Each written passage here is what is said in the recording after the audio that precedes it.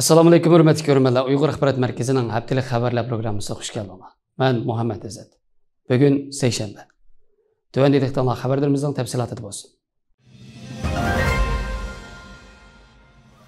Daily Excelsior 27 dekabrdagi xabar ko'ra Xitoy diplomatiya ministerligining bayonotchisi Monin bu hafta o'tkazilgan axborot e'lon qilish yig'inida Balojiston ozodlik armiyasining bir qo'mondonining Pokistonga taslim bo'lganligi to'g'risida axborot organi savoliga javob berib mundaq degan. Xitoy terrorlik qarshi turish masalasida qo'shimcha qo'llanishga qat'iy qarshi turdi. O'z manfaati uchun terrorlik tashkilotlarini qo'llash va ulardan foydalanish, shundaqla ularning xalqaro va rayon bexatarligini xavfga uchratgan holda mavjud bo'lishiga yo'l qo'yishning hech kimga foydasi yo'q. Terrorizm insoniyatning o'rtaq dushmani.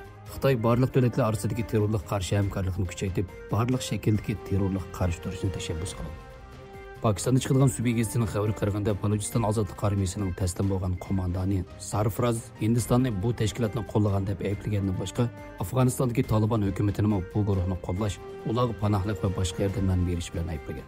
Shundaqla Balojiston ozodlik armiyasining rahbari Bashir Zabining hozir Afg'onistonda ekanligini aytgan. Balojiston ozodlik armiyasi Xitoyning Balojistonga mablag' solishiga qarshi turdi hamda Xitoy bilan Pokistonni tabiiy boyliqlar mo'l bo'lgan Balojistonni talon-taroj qilyapti deb ayblaydi.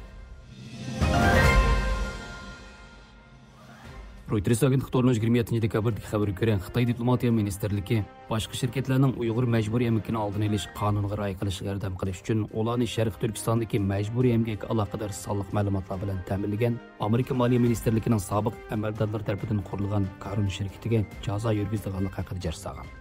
Xitoy diplomatiya ministerligi 26 dekabr Karun va uning tekshirish direktoriga Amerikaning Sharq Turkistonga munosabatli qonunsiz jazosi uchun atalmish dalil isbotlar bilan ta'minlanganlik sababli qarshi tadbir qo'llanganligi haqida propoz qilgan. Buningga qarata Los Anjelesda joylashgan Karun shirkati o'zining Xitoyda tijorat yo'qligini, shunga Xitoyning bu qarorining simvol xarakterli ekanligini, o'zining tijoratiga yoki xaridorlarga mulozimat qilish iqtidoriga ta'sir ko'rsatmaydiganligini aytgan.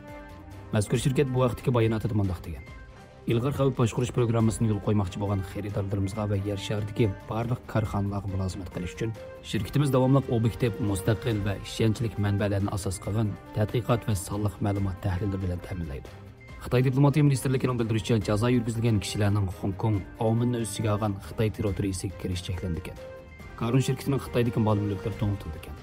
Karun shirkatining bildirishicha, boshqa shirkatlar Uyg'ur majburiy emgakini oldini olish qonuniga xilof qo'ymaslik uchun bu shirkatning majburiy emgakka aloqador sonliq ma'lumotlarga tayangan.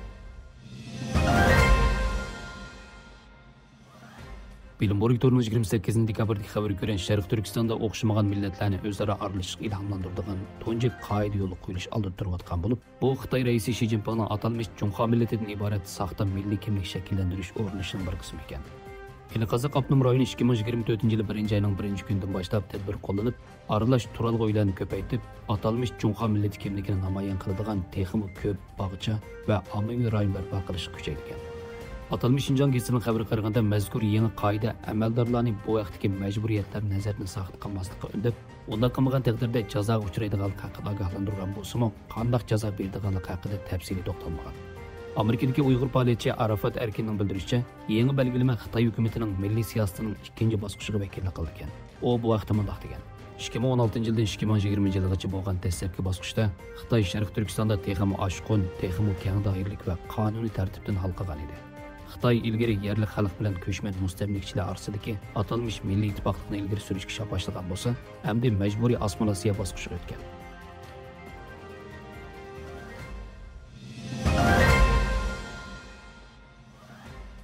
Qo'g'dug'uchi gazetorning 29 dekabrdagi xabariga ko'ra, Sharq Turkistondagi Uyg'urlarning irsiyat sonliq ma'lumotlarini asos qilgan bir parcha maqola e'lon qilingandan keyin akademik nashriyatchilar o'zlari e'lon qilgan tadqiqot natijalarining axloqiy o'lchamini yetarli darajada tekshirmagan bo'lishi mumkin degan andishlar o'rtaga chiqqan. Bu yil 6-oyda Gollandiyadagi ilmiy asarlar nashriyati 2019 yilda nashr qilingan aniq kimlik orqali ajdodlar taxtisi Uyg'ur va Qozoq nopusini tahlil qilish nomli maqolani qaytarib olgan. Bu tadqiqot Xitoy va Daniya tadqiqotchilari tomonidan Urumchidagi 203 nafar Uyg'ur va Qozoqning qon va sho'lgay avrishkisidan foydalanib, Amerikadagi Thermo Fisher biotexnik shirkatiga chiqqan gen tartiblash texnikasini sinab qilgan. Abdurlar mazkur tadqiqotning texnik yaxshi DNA zaruriyatini izohlab, tartiblashning soqchilarning dialogi chetishliq qo'mondonlarni aniqlashiga yordam beradiganligini ta'kidlab mundaq degan: Gen o'zgarishini aniq tushunish Sharqiy Turkistondagi har qaysi millatlarning kelib chiqishi va nopus tarixini tushunishga intayin muhim. Bu soqchilarni ipuchi bilan ta'minlashi mumkin. Qaytarib elish uqtirishida bu maqolaning uni e'lon qilgan Xalqaro qonun doktorligi ilmiy jurnali irsiyat shunosligining talabiga binoan qaytarib olinganligi. Tekshirish natijasida gen avrishkisini yig'ish uchun munosabatlik axloqiy tasdiqning ilinmaganligi ko'rsatilgan. Reuters agentligining 31 dekabrdagi xabar ko'ra Xitoy hukumatı Tayvanning bu qatorliq prezidentlik saylovida yengib chiqish ehtimolligi eng yuqori deb qaralayotgan Lay Chingdeni ig'vogar va tinchlik buzg'uchi deb ayblagan. Lay Chingde prezidentlik saylov munozarasida Tayvanning egilik huquqi va mustaqilligi o'z xalqiga ta'va degan edi. Xitoyning atalmış Tayvan ishlar ishxonasi 30 dekabr kechda o'tkazilgan Naq maydon televiziya programmasida Lay Chingdening so'ziga javoban Lay Chingde o'zining jahil Tayvan mustaqillik targ'ibotchisi va Tayvan bo'g'izining tinchligini buzg'uchi ekanligidan iborat haqiqiy abtibashtirisini oshkorlab Tayvan bo'g'izining tinchligini buzg'unchilik qildi degan. Bayonotchi Chin Binhua yana uning so'zlari ig'vogarchilikka to'lgan degan. Xabarlarimizni ko'rganingizga rahmat. Ko'rishguncha omon bo'linglar. Xayr xo'sh. Allohga omonat.